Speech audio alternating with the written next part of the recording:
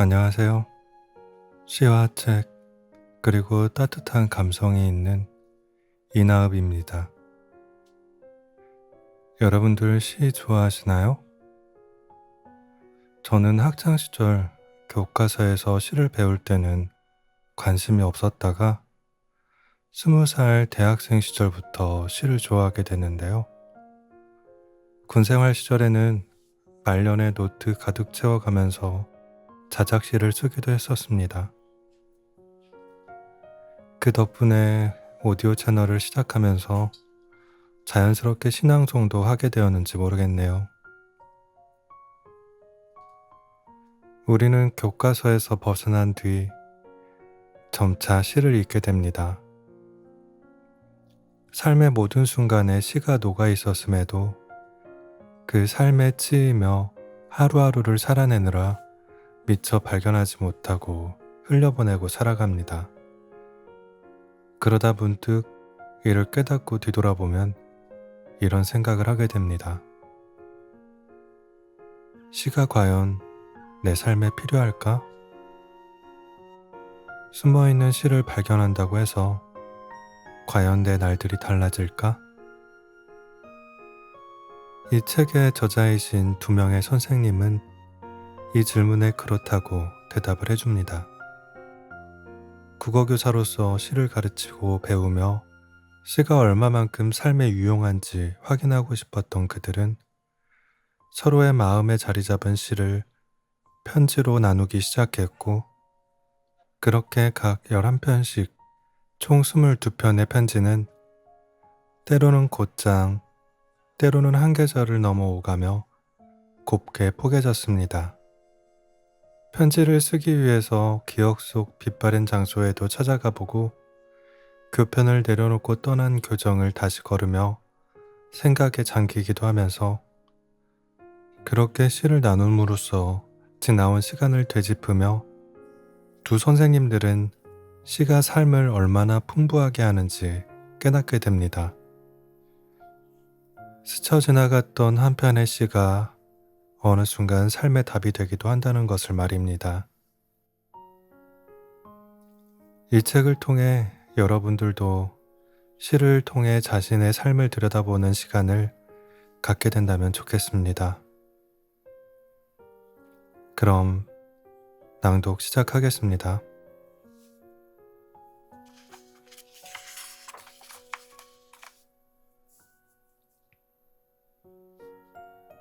첫 문장. 선생님의 사랑 이야기를 들으니 첫이라는 단어가 저를 사로잡네요.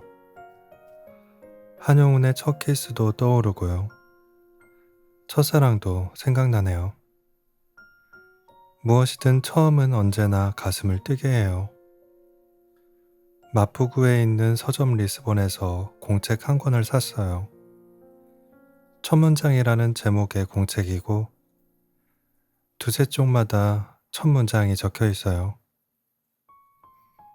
무려 231쪽에 달하는 두꺼운 공책이에요. 첫 문장이 이미 적혀 있으니 글을 쓰기가 한결 수월할 거라는 단순한 생각으로 주저없이 샀죠. 그런데 막상 첫 장을 넘기고 어떤 감정에 너무 오래 머무르면 그게 내 집이 되어버린다 라는 문장을 마주하고서는 한참 동안이나 멍하니 있었어요. 그리고 그대로 다시 공책을 덮었죠. 인상적인 첫 문장을 꼽을 때마다 빠지지 않는 소설 가운데 하나가 톨스토이의 안나 카레니나입니다.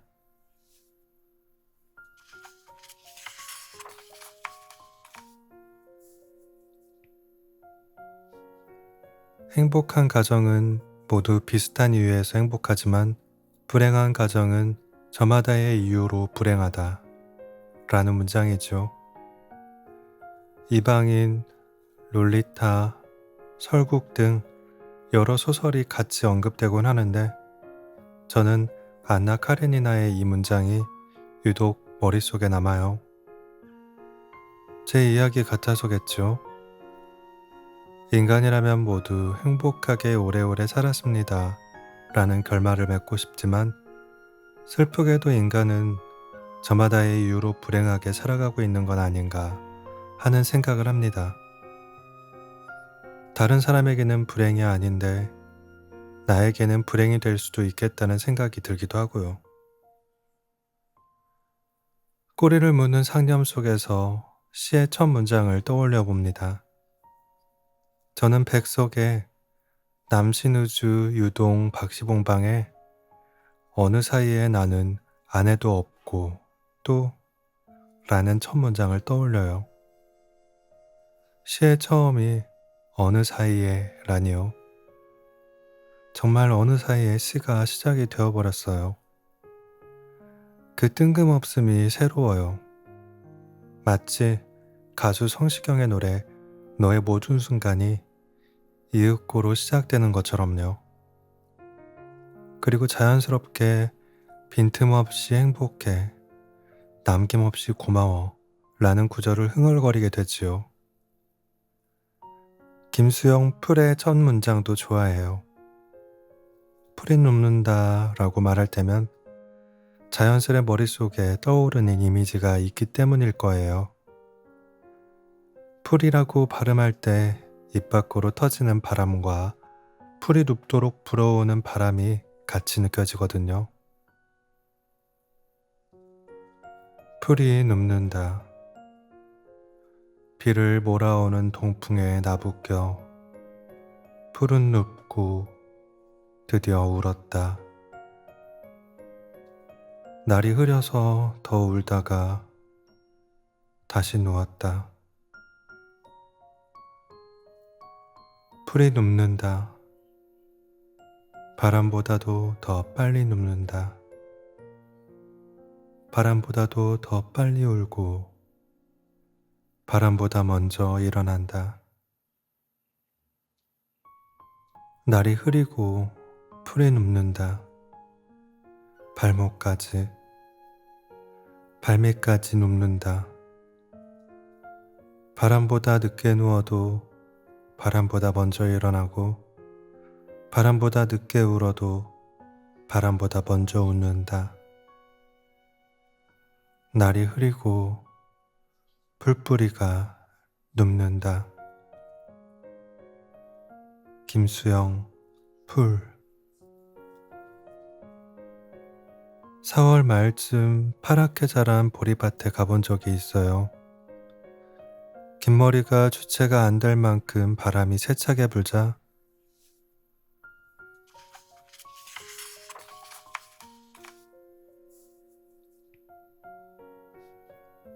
마치 바다처럼 보리밭에 파도가 일었어요. 바람결 따라 보리가 출렁거리는 모습은 경이로웠어요. 풀이 눕는다는 표현이 정확히 이해가 되었어요.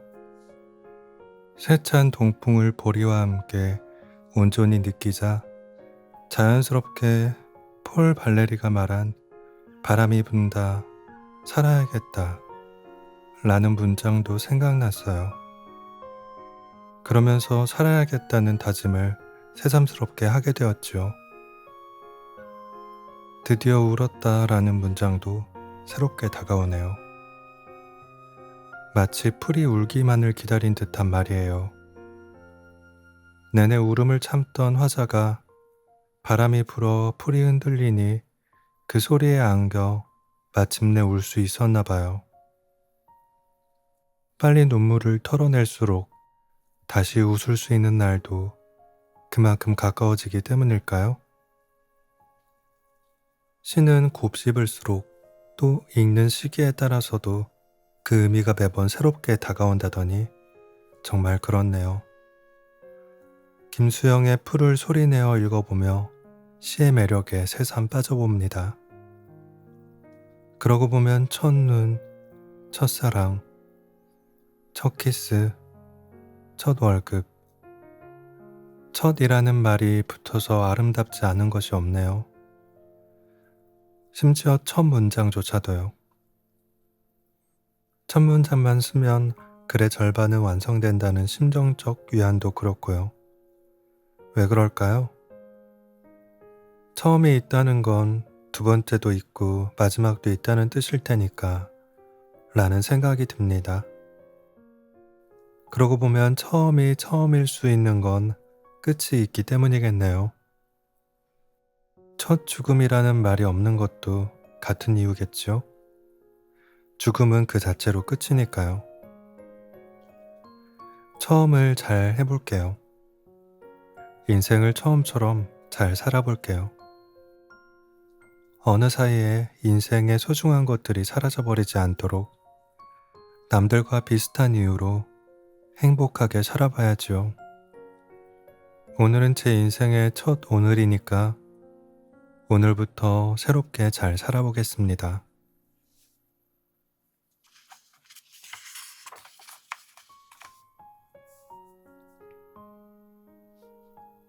위안. 그러나 겨울이 지나고 나의 별에도 봄이 오면 무덤 위에 파란 잔디가 피어나듯이 내 이름자 묻힌 언덕 위에도 자랑처럼 풀이 무성할 계획다. 윤동주 별에는 밤 중에서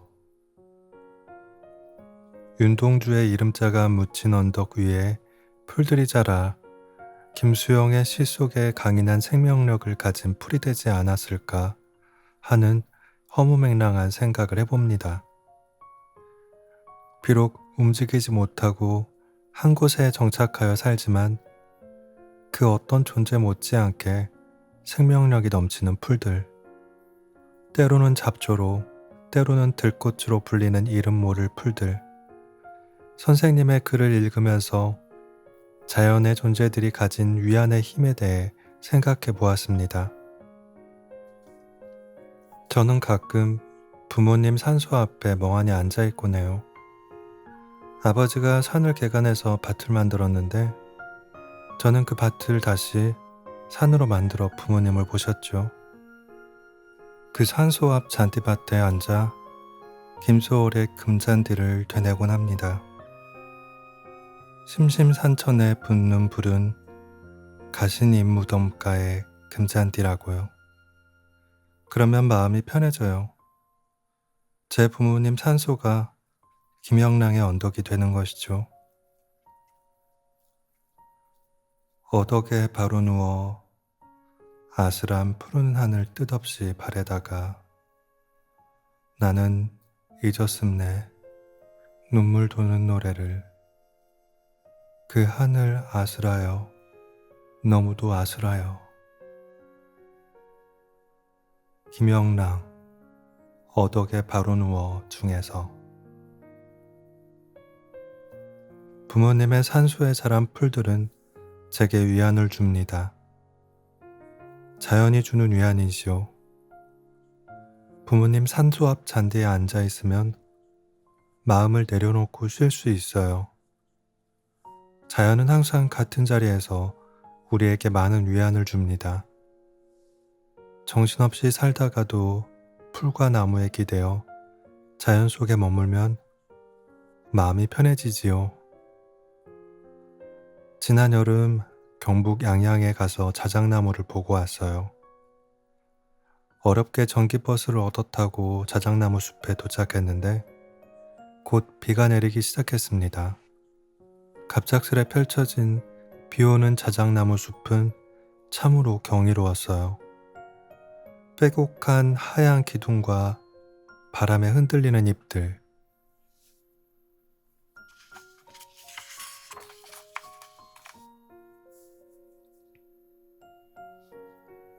비는 그 잎 사이로 내리고 바람은 쉼없이 사방을 흔들어댔습니다. 눈이 부실 정도로 찬란히 빛나는 광경이었죠. 그 순간 백석도 저와 같은 장면을 보고 백화라는 시를 쓰지 않았을까 상상했습니다. 산골집은 대들보도 기둥도 문쌀도 자작나무다. 밤이면 캥캥 여우가 우는 산도 자작나무다. 그 맛있는 메밀국수를 삶는 장작도 자작나무다. 그리고 감로같이 단 샘이 솟는 바구물도 자작나무다. 산 너머는 평안도 땅도 보인다는 이 산골은 온통 자작나무다. 백석, 백화. 사람은 도시를 만들어 함께 살아가고 있지만 진정 행복한 삶은 자연에 깃들어 사는 삶이 아닐까 생각합니다. 아름다운 자연 안에서 넋을 놓고 삶을 위로받으며 사는 것이죠. 가끔 일상이 지칠 때면 선생님도 그렇게 자연에 안겨 위로받으셨으면 좋겠어요. 언제 기회가 되면 함께 양양에 가 자작나무를 봐요. 하얀 자작나무 숲에서 김수영의 풀도 읽고 백석의 백화도 같이 읽어봐요. 그 아래 자라고 있을 풀들도 그윽한 눈으로 쳐다보고요. 멍하니 앉아 풀과 나무에게서 위안을 받고 오게요.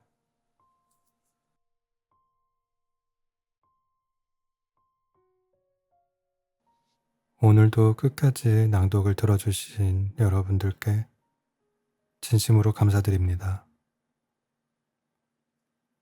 굿나잇.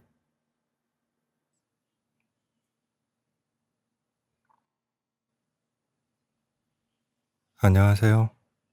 시와 책, 그리고 따뜻한 감성이 있는 이나읍입니다. 여러분들 시 좋아하시나요? 저는 학창시절 교과서에서 시를 배울 때는 관심이 없었다가 20살 대학생 시절부터 시를 좋아하게 됐는데요. 군생활 시절에는 말년에 노트 가득 채워가면서 자작시를 쓰기도 했었습니다. 그 덕분에 오디오 채널을 시작하면서 자연스럽게 신앙송도 하게 되었는지 모르겠네요. 우리는 교과서에서 벗어난 뒤 점차 시를 읽게 됩니다. 삶의 모든 순간에 시가 녹아 있었음에도 그 삶에 치이며 하루하루를 살아내느라 미처 발견하지 못하고 흘려보내고 살아갑니다.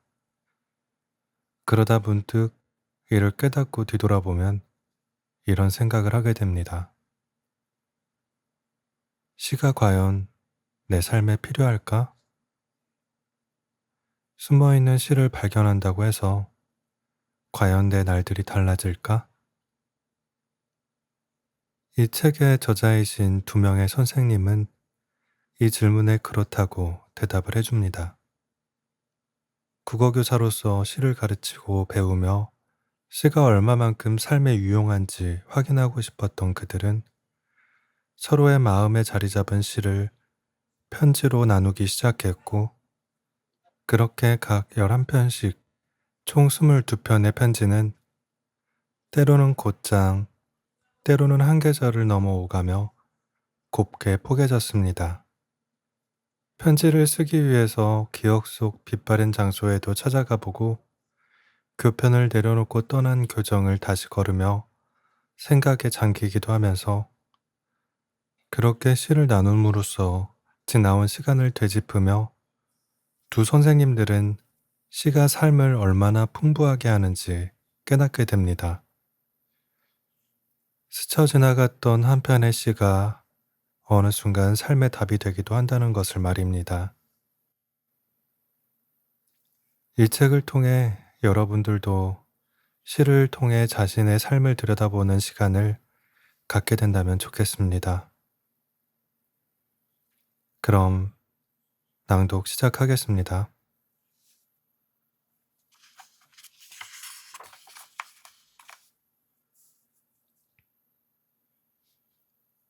첫 문장. 선생님의 사랑 이야기를 들으니 첫이라는 단어가 저를 사로잡네요. 한용운의 첫 키스도 떠오르고요.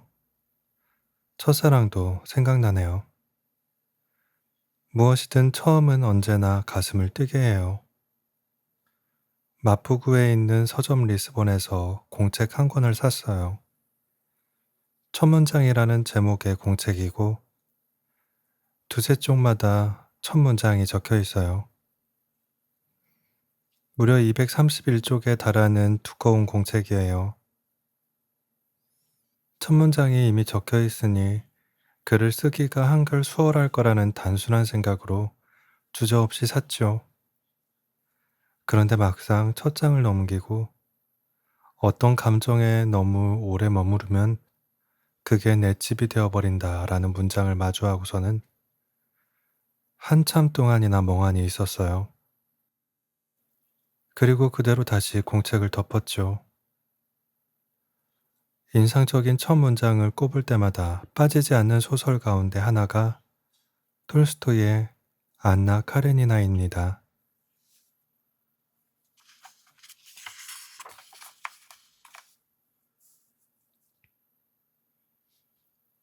행복한 가정은 모두 비슷한 이유에서 행복하지만 불행한 가정은 저마다의 이유로 불행하다 라는 문장이죠.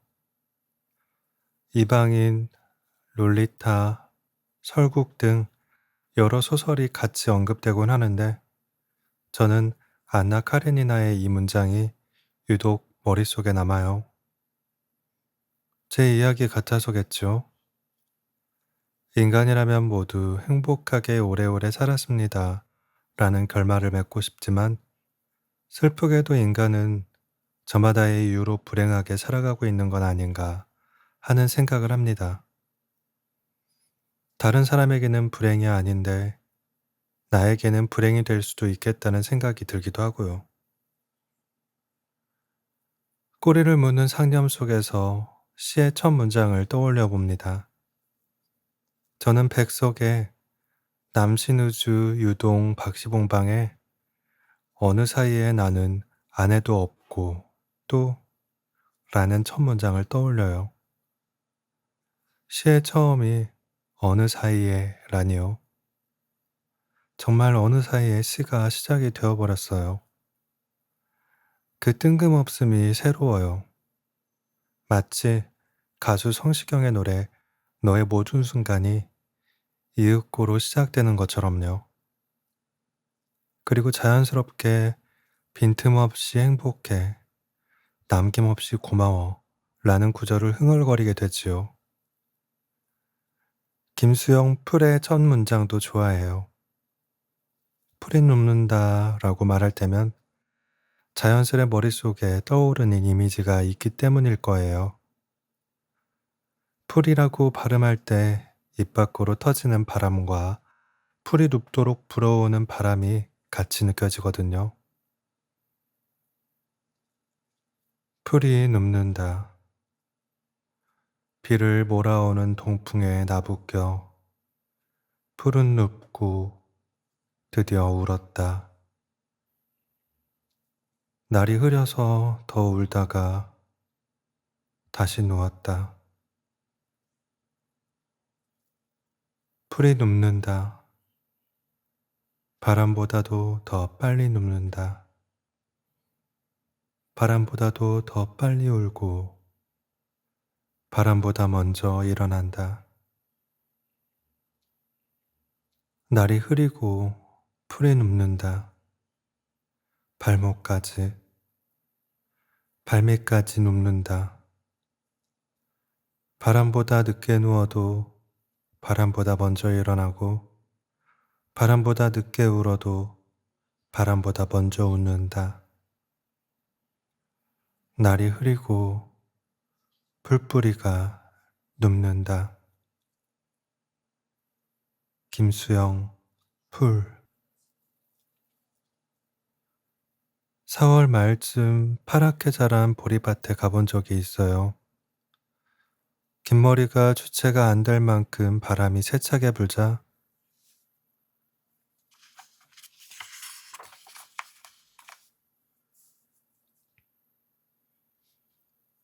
마치 바다처럼 보리밭에 파도가 일었어요.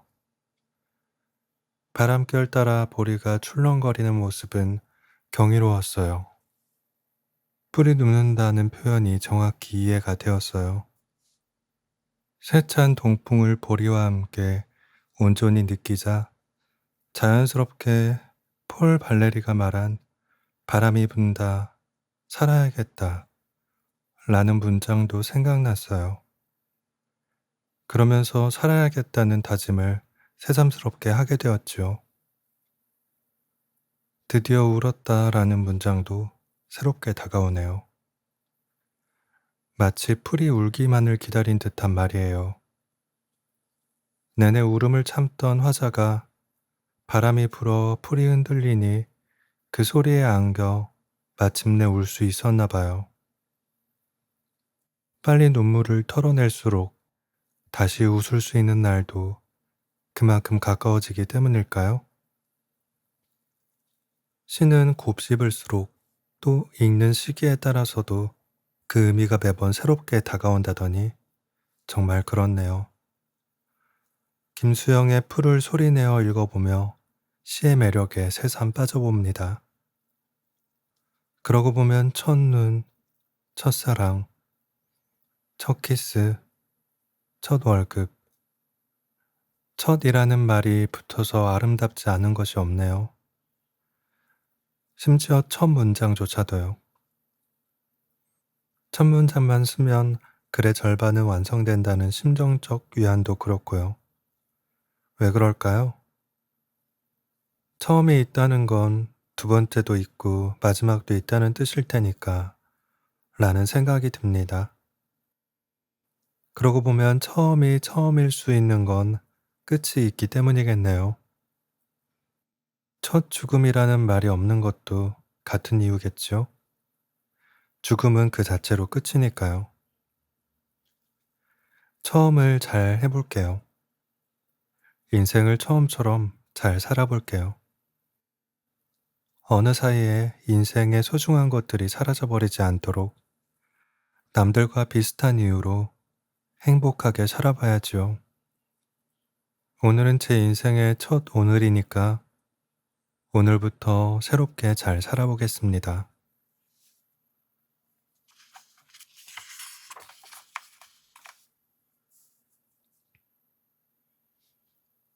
위안.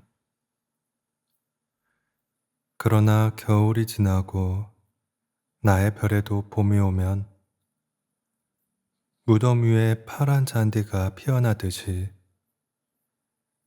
내 이름자 묻힌 언덕 위에도 자랑처럼 풀이 무성할 계획다.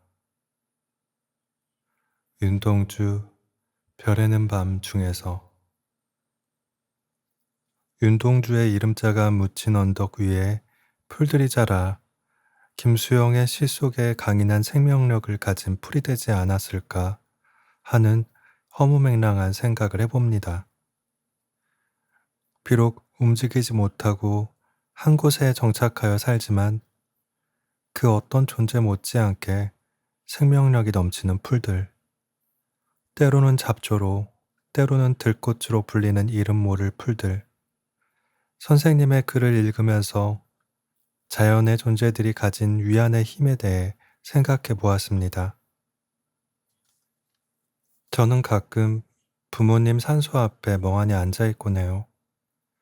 아버지가 산을 개간해서 밭을 만들었는데 저는 그 밭을 다시 산으로 만들어 부모님을 모셨죠. 그 산소 앞 잔디밭에 앉아 김소월의 금잔디를 되뇌곤 합니다. 심심산천에 붙는 불은 가신 잎무덤가의 금잔디라고요. 그러면 마음이 편해져요. 제 부모님 산소가 김영랑의 언덕이 되는 것이죠. 어덕에 바로 누워 아슬한 푸른 하늘 뜻없이 바래다가 나는 잊었음네 눈물 도는 노래를 그 하늘 아슬하여 너무도 아슬하여 김영랑 어덕에 바로 누워 중에서 부모님의 산소에 자란 풀들은 제게 위안을 줍니다. 자연이 주는 위안이지요. 부모님 산소 앞 잔디에 앉아 있으면 마음을 내려놓고 쉴 수 있어요. 자연은 항상 같은 자리에서 우리에게 많은 위안을 줍니다. 정신없이 살다가도 풀과 나무에 기대어 자연 속에 머물면 마음이 편해지지요. 지난 여름 경북 양양에 가서 자작나무를 보고 왔어요. 어렵게 전기버스를 얻어 타고 자작나무 숲에 도착했는데 곧 비가 내리기 시작했습니다. 갑작스레 펼쳐진 비 오는 자작나무 숲은 참으로 경이로웠어요. 빼곡한 하얀 기둥과 바람에 흔들리는 잎들,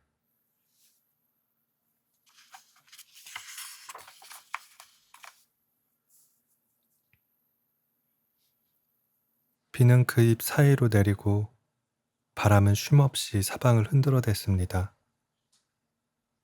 눈이 부실 정도로 찬란히 빛나는 광경이었죠. 그 순간 백석도 저와 같은 장면을 보고 백화라는 시를 쓰지 않았을까 상상했습니다. 산골집은 대들보도 기둥도 문쌀도 자작나무다. 밤이면 캥캥 여우가 우는 산도 자작나무다. 그 맛있는 메밀국수를 삶는 장작도 자작나무다. 그리고 감로같이 단 샘이 솟는 바구물도 자작나무다. 산 너머는 평안도 땅도 보인다는 이 산골은 온통 자작나무다. 백석, 백화. 사람은 도시를 만들어 함께 살아가고 있지만 진정 행복한 삶은 자연에 깃들어 사는 삶이 아닐까 생각합니다. 아름다운 자연 안에서 넋을 놓고 삶을 위로받으며 사는 것이죠. 가끔 일상이 지칠 때면 선생님도 그렇게 자연에 안겨 위로받으셨으면 좋겠어요. 언제 기회가 되면 함께 양양에 가 자작나무를 봐요. 하얀 자작나무 숲에서 김수영의 풀도 읽고 백석의 백화도 같이 읽어봐요.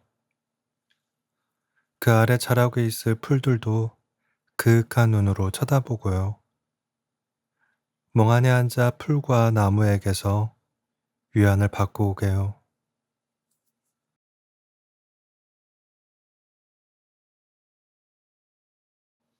오늘도 끝까지 낭독을 들어주신 여러분들께 진심으로 감사드립니다. 굿나잇.